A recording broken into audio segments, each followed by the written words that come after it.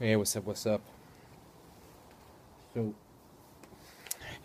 this is a follow up of yesterday conversation. So Fontrod and ask about the vlogging and everything, and Game Master Toolbox came back with a challenge to the vlogger. Manifesting the fact that the whole conversation about RPG Brigade community feel comes from those video responses.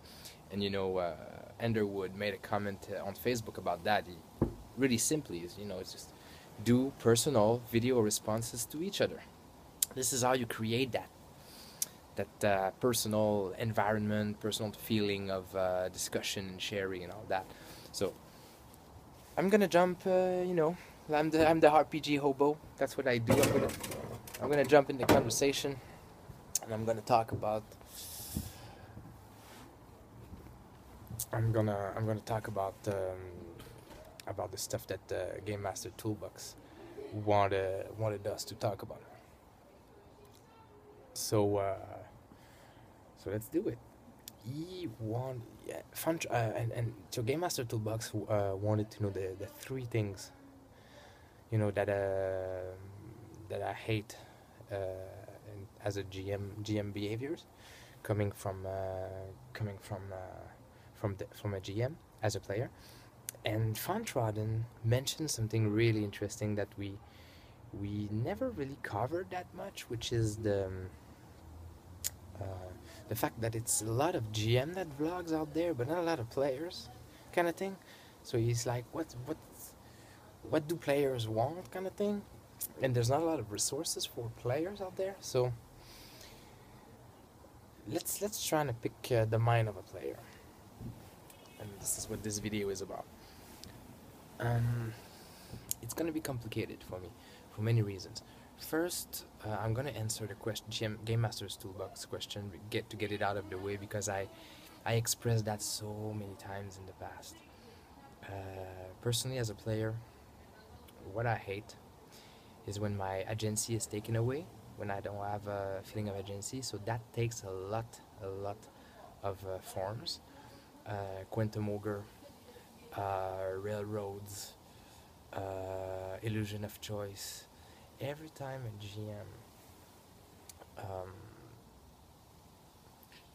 give me that impression, because it's coming from me, as a player. It's not gonna come necessarily from him. Sometimes it's obvious the guy is just doing those things, but sometimes it's not.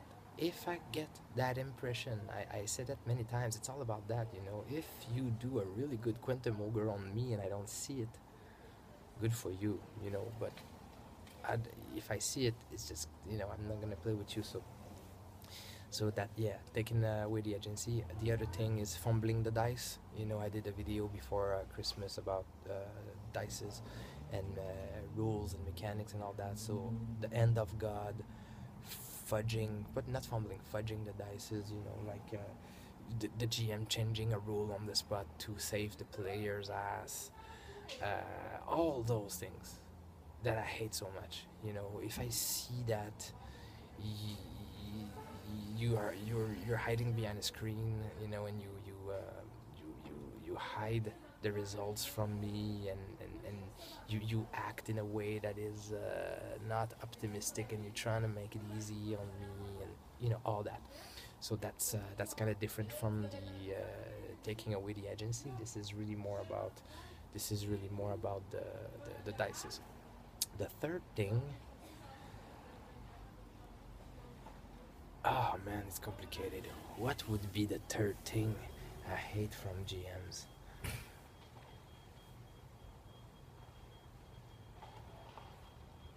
I would say that the third thing is the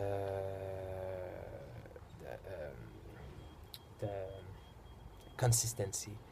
If a GM is not consistent, if we play once every 2 months, I'm gonna lose interest. If the guy is late, if the guy doesn't show up, if the guy doesn't put energy, if the guy doesn't create momentum, if the guy, like consistency, just being rigorous with the whole experience.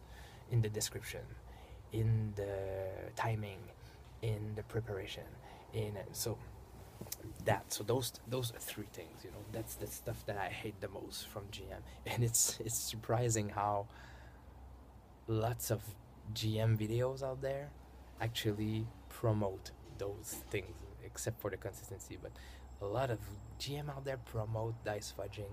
A lot of GM out there promote quantum ogre illusion of choice. It's there, you know. It's out there.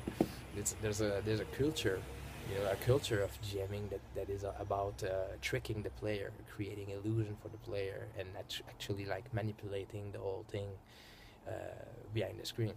I mean, it's a culture of play, you know, nothing wrong with it, but it's not mine. So that's for you, Game Master Rodney. You know, if that's my answer to you. But I don't think it surprised anyone since I talk about that all the time. Though to talk about more on the aspect for about what Fun Trot asked, the fact that play, you know, what do player wants, and well, for me it's gonna be hard because I'm a GM and I have the GM syndrome. This is one of the first Tim Harper video I watched back then. The GM syndrome is this disease, you know, of having problem uh, doing the suspension of disbelief, or I don't know how you guys call that in English, but having problem letting it go and not see behind the shroud, you know, not seeing through the shroud kind of thing. Seeing behind the tapestry, and as a player I always have that GM mind, so I am GM first, you know. That's why I like Burning Wheel, because there you can go GM less, and I like those games where you have so much narrative power as a player that you're almost like a GM, so you share the spot of creating the story and acting in it and all that. So it is a plague. I would love to have a really an amazing GM where I could lose myself into being a player. That's a really important sentence I just said. I would love to find such a good GM. You know, like I remember I had this experience once with Nat 20, and it was really short. But I had the feeling that I could lose myself as a player, and I was not being tricked. You know, it happened to me a couple times. I have another friend of mine where it happens to me. It's not it's hard for me. So it's really for me it's that trying to describe the mind of a player. I have the only way I can do that is from a GM perspective. So it's kind of flawed, you know. I don't I don't even see the why I do this video, because I play. I have characters. I play. But the type of game I play doesn't have that big GM versus player dichotomy kind of thing, so it's kind of hard. But I played back then, and what I remember the most is feeling that when I mention an action I want to do, where when I make a decision, having the feeling that the GM takes control of that decision, of that agency, and trying to make it fit with his plans. I know it's the nature of a certain type of RPGs, certain type of RPG out there, you know, a certain style, a certain approach, but I have issue with that. But so my experience of what a player is, you know, and how they do things, it's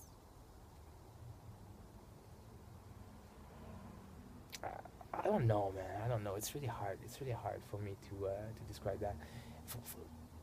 I tend to have a really pejorative view of players.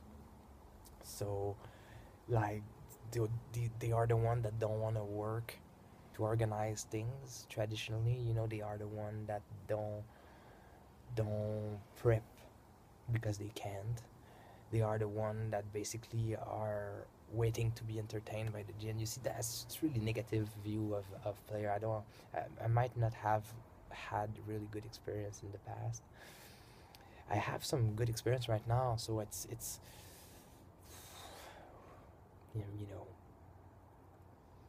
what is it to be a player? What do you want as a player? And Uh,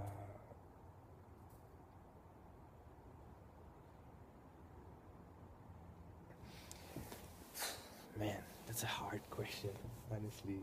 You know, without repeating myself so much,